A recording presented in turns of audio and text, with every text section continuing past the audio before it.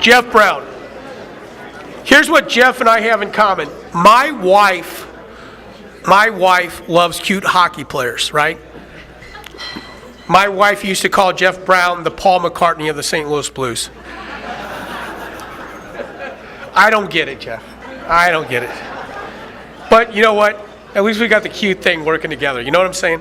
All right, so Jeff Brown, as an NHL player, 747 games played, 154 goals, 431 assists. He continues to hold 3 records for defensemen for the St. Louis Blues. 78 points in the season, 12 power play goals, and 25 goals. But you know what? That's great stuff. Give him a hand.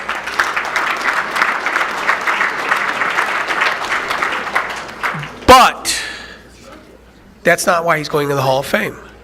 Tonight we honor Jeff as a coach. Jeff Brown is one of the many Blues who decided to make St. Louis his home after he was done playing. While many of the Blues alumni have helped to shape St. Louis amateur hockey, Jeff is amongst those whom have had the greatest impact. Okay, seriously, read the bio, because if he reads it, we're going to be here another 20 minutes. His teams have won championships at every level. Many of his local players have gone on to play junior hockey in the NHL, the USHL. 5 of his St. Louis players have gone on to the OHL. 21 of his players have moved on to NCAA Division I. All right? Earlier tonight, Chris was talking about when you used to look at a college roster and there wasn't anybody from St. Louis, 21 kids. 8 of Jeff's St. Louis players have been drafted in the NHL, and we've all been watching many of them play already. It's clear that more of his players are going to be drafted very, very soon. Ladies and gentlemen, as a coach, going into the St. Louis Amateur Hockey Hall of Fame, Jeff Brown.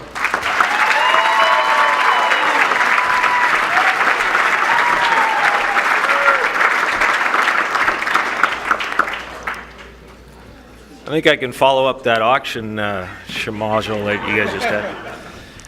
I want to thank the selection committee, especially Rupper, for inducting me this year. It's a great class. I think they decided that they were going to have the best class in the 10-year anniversary, so I'm proud of being part of that, eh, guys? Yeah.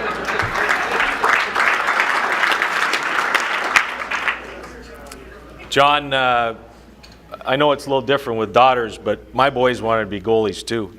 And I fired tennis balls off their forehead until they cried and said, I don't want to be a goalie anymore. And so that worked. Yeah. That worked. Diana, I mean, spent a lot of hours together at the Hardy's Iceplex, and you know, she was one of those figure skaters that used the hockey skates, and I always respected that. And a lot of great players went with you that I know, so congratulations. Although those picks helped chase her a lot, I thought. Right? Like, he might still be playing if he wore figure skates. I don't know if any of you guys saw him in that Battle of the Blades or whatever it was called. And Cam, I got a message to pass on, and I think it's important that you know, it's don't shoot the messenger, or more importantly for you, don't beat the shit out of the messenger.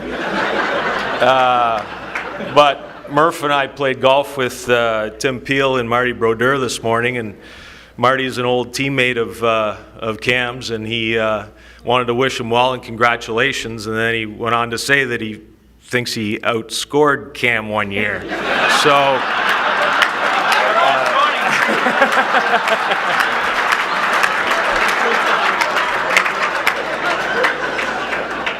He got more ice time than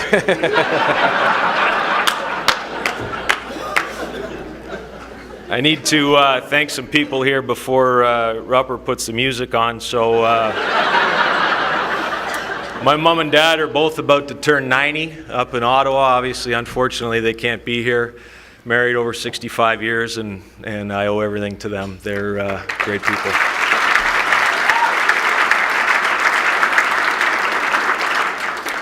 My family's here. My daughter Jenna, 23, has flown up from Arizona.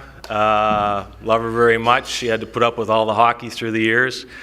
Logan and Caden, my 14-year-old, the 03s. That's the next group coming.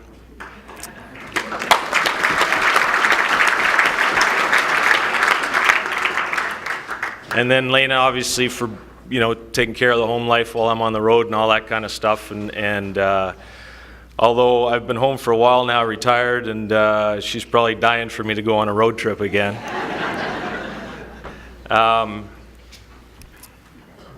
All those years, she had to kind of take care of things at home, so Logan and I, we'd take all these trips and whatever, and we'd be gone all the time, and she never got to go because she was home with Caden and whatever. So the first trip, after Chaser asked me to be the Bandits coach, I missed a trip to Toronto. And so her first trip, she goes to Toronto, and there's this place called the Landing Strip, and apparently it's like a ballet or something. I don't know what it is. Somebody said. And so the dads decided that this was going to be, we're going to go for one beer, one dance. And so all of a sudden, they're getting thrown in jail and stuff, right? Or almost. So sure as shit, the next morning, my wife's hearing all these stories, and she calls me up and she says, "Oh, so now I know what you've been doing for the last 10 years. Anyways.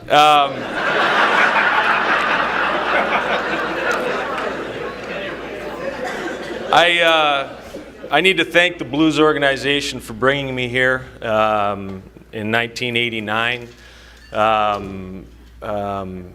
Ron Caron, the professor, traded for me. Actually, I need to thank Greg Millen as well. The Blues were in town, and they were there the day before we were going to play them, and Millsy's standing there at the glass with Brian Sutter, and I was taking a few slap shots or whatever, and so Millsy says, "Gee, Sudsy, we could use a guy like that, a shot like that on our power play." And so 2 weeks later, in New York City, Millsy's getting off the bus, and Brian says, "I need to talk to you a second. You and Tony Herkus just got traded to Quebec for Jeff Brown." So I want to thank Greg Millen for that.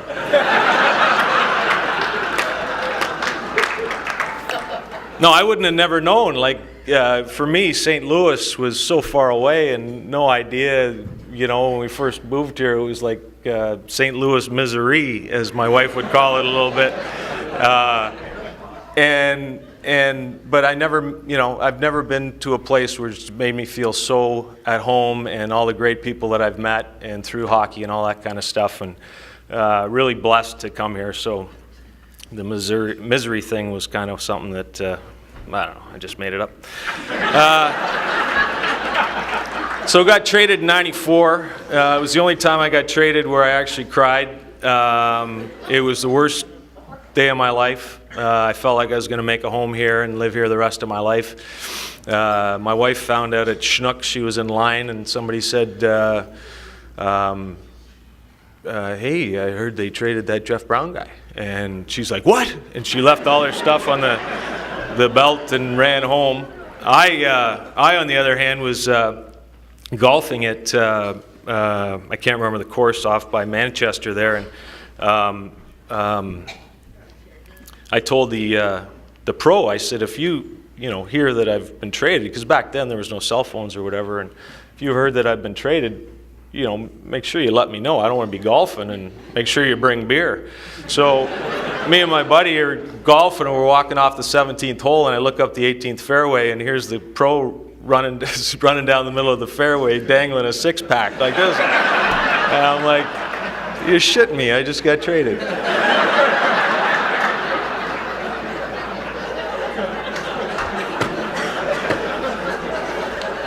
Anyways, moved back in 1999 and wanted to give back, and truthfully, I owe being here today, all the alumni, the alumni before me, who really paved the way for giving back and giving back to hockey, the sport that's given us everything, right? So I was in Basil McRae's office, and he was the coaching director at the time, and he said, "The 88s are looking for an assistant coach. Would you want to do that?" And I said, "Great." So ran out first day, tried to run an NHL practice, and realized that the guys couldn't make a pass, right? So it was one of those things where how do you run a great practice if you can't make passes? And that was the first day I realized that how do you develop a hockey player? Well, it's about skill. And nothing drives me more batty these days watching, and I watched it for 3 years in Canada. Don't think for a second that it's any better in Canada.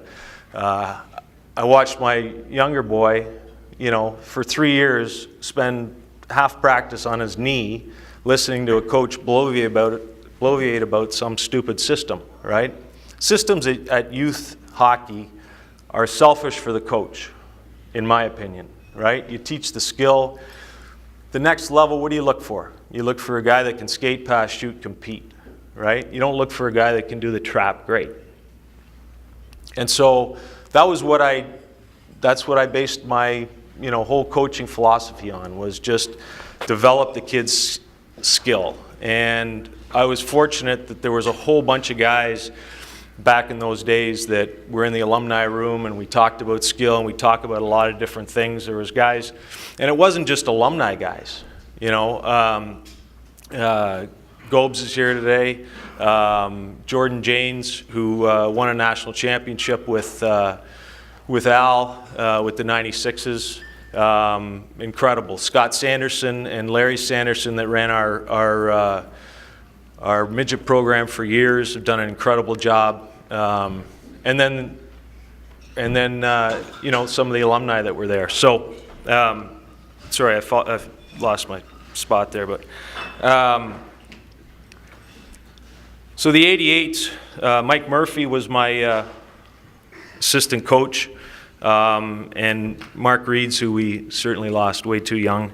Kyle was on that team.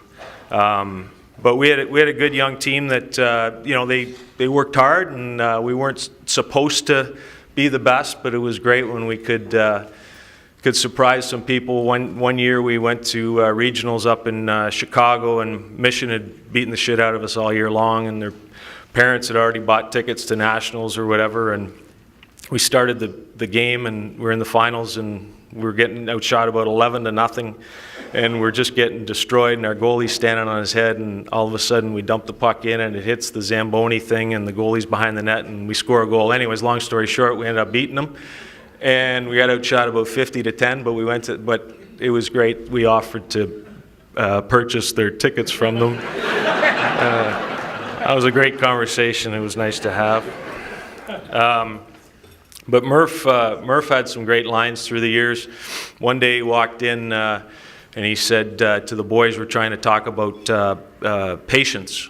And, keep in mind, we got guys like Patty Maroon and, Ryan Kretzer and, guys that are, And so Murph decides to use the analogy of the old bull and the young bull. And so Murph says to the boys at 11 years old, let me tell you the story about the old bull and the young bull. And the young bull looks down at all the cows down in the pasture, and he says, let's run down there and kiss one of them. And then the old bull says, no, let's saunter down and kiss them all. And so that was a good one for 11-year-olds,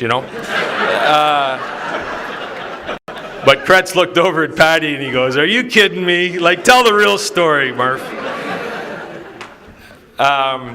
But the 88 team was a great team, and it was the first time that through the years I had a lot of great managers. I had Ted Zimmerman with the 97s, and I had Shelley with the 03s now, and she also took care of the Bandits when we were there. But Jenny was there. Jenny Martin was my manager since 2000, basically. Her older boy, Jimmy, was ended up being captain at Yale. Funny story there. I cut Jimmy the first year. And so anybody that knows Jenny should do anything for anybody, but don't ever cross her. And so I was sitting at practice one day, or in the summer hockey, and I looked out and I asked Rich Gorsica, I said, Rich, who's that kid? And he goes, well, that's Jimmy Martin. You just cut him. And I said, what? I didn't cut him. Oh yeah, here's his mom right here. And so Jenny was not real pleased with me, but since then we've become obviously great friends. She was manager for all those years with the 88s. In fact, my son Logan and her son Luke who just got drafted. We were up in Pee Wee, Quebec, and with Wire, and we looked at each other and said, "Could you imagine if we're back here 10 years from now?" And sure enough, we were. We went back to Quebec City, so it was a great run, and I appreciate everything Jenny's done through the years.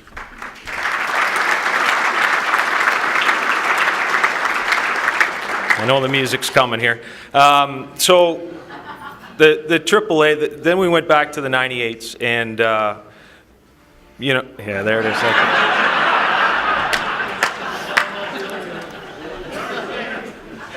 We went back to the 98s, and just a quick story about Logan, and I didn't know anything about how good he was or all this kind of stuff, and I was over golfing in Scotland, actually, with Chris Pronger. And Logan tried out for the 97 STL Elite team. And so I called my wife, and I'm like, well, how'd he do? How'd he do? And he's like, or she's like, well, I thought he did okay, but there's 2 other 98s that got the bye to the last practice. And I'm like, who are they? And I needed to know everything, right? And it turns out they were Ty Farmer and Clayton Keller. And so the whole reality about that 98 team was it was a perfect storm. I mean, there was some real good players to start, and more importantly, great families. Families that would do anything to improve their children and improve character and all that kind of stuff. And so it was a great start to something pretty special. And so we went 3 years of STL. Anthony Capoletti was the assistant coach then, and we never lost a game. We went up to places all over Toronto and Chicago and whatever, and it was a great run. So, but the point is that it was almost like a perfect storm of all these young guys that came together at the same time. I need to just quickly, just a quick shout out to the Brown Squirts.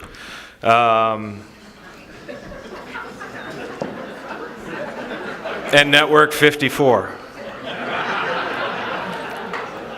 Through the years, there was some fun stuff that went on that board, and parents would come to me and say, Brownie, you got to read what they're saying now. Like, they're just giving it to you, and which I thought was entertaining.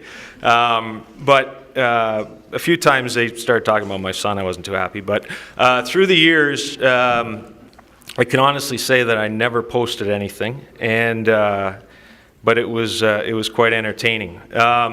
So at AAA, again, like I said, we had great coaches in Jordan and Al and Keith. And the truth is, with the 97s, with Matthew and Luke, they were a year older than, and it's true that I did coach them at the younger ages, but our team was basically the 98s. And Luke and Matthew, I mean, that's all Jordan Janes and all Big Walt and those guys. Like, that's their development year. And so for us, we did have Logan. We had Trent, who's here tonight. Thanks, Trent, for coming here.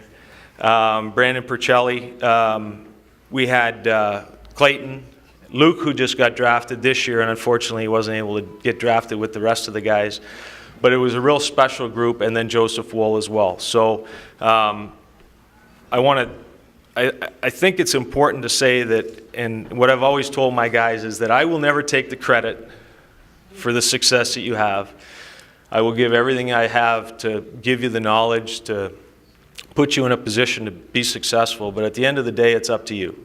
I made it because of what I did, and I gave the extra, and Cam made it because of what he did. And yes, you have coaches and all that kind of stuff, but I think it's really important when you look at all those kids that got drafted, they would never say no to extra ice time. It's all about touches. It's the 10,000-hour rule. It's just nonstop living a dream, wanting the dream, and doing nothing other to not achieve that dream. And all those kids have that same passion. It was a treat to coach them. It was sorry, just lost. Coach, assistant coaches, I just want to thank real quick. Coach Hal, Mark Halleman was my right-hand man for years.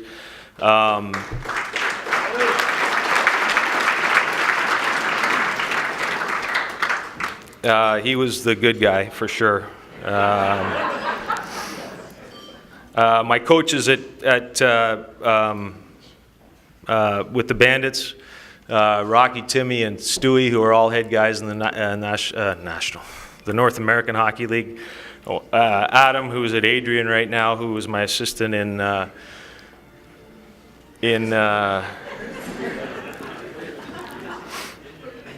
Indiana.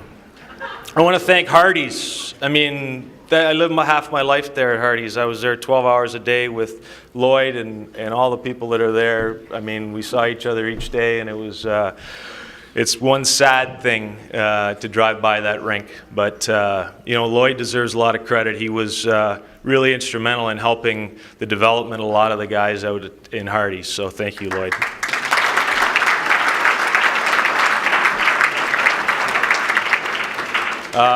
The Fredericks, who have been great to minor hockey, great family. Trent, great kid. The Martins, obviously, great people. The Percellis that are here, I want to thank you. The alumni that came tonight, really support it, appreciate it. Soupy, Bobby, Wire, and Rhonda, thank you very much. I hope I've not forgotten anybody.